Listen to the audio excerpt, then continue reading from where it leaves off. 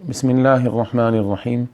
نحمده ونصلی ونسلم علی رسولہ الکریم وعلی آلہ واصحابہ اجمعین۔ ناظرین السلام علیکم ورحمۃ اللہ وبرکاتہ۔ آج کل جو بیماری وبا کی صورت اختیار کر چکی ہے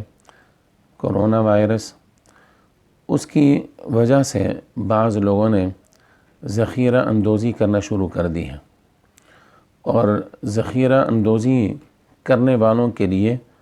احادیث مقدسات کے اندر بڑی سخت وعیدیں آئی ہیں۔ چنانچہ سیدنا حضرت عمر رضی اللہ تعالی عنہ روایت کرتے ہیں کہ اللہ کے رسول صلی اللہ علیہ وآلہ وسلم نے ارشاد فرمایا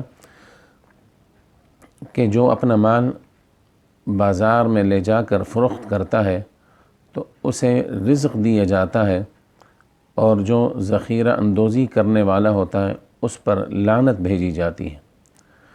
اور حضرت عبداللہ ابن عمر رضی اللہ تعالی عنہ فرماتے ہیں کہ نبی کریم صلی اللہ علیہ وآلہ وسلم نے ارشاد فرمایا، جو شخص مال جمع کرتا رہتا ہے،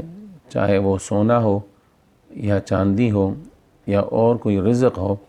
اور فرمایا کہ 40 روز تک وہ جمع کرتا رہے اور روک کر رکھے، اور اس انتظار میں رہے کہ جب اس کی قیمتیں بڑھ جائیں گی تو ہم یہ مال بیچیں گے۔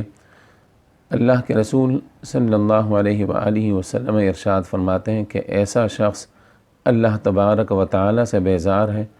اور اللہ تبارک و تعالی اس سے بیزار ہے۔ اتنی سخت وعیدیں ہیں، تو امید ہے کہ انشاءاللہ العزیز کوئی بھی صاحب ایمان ایسا کام نہیں کرے گا جس کی وجہ سے وہ اللہ تبارک و تعالی کی رحمت سے اسے دور کر دیا جائے۔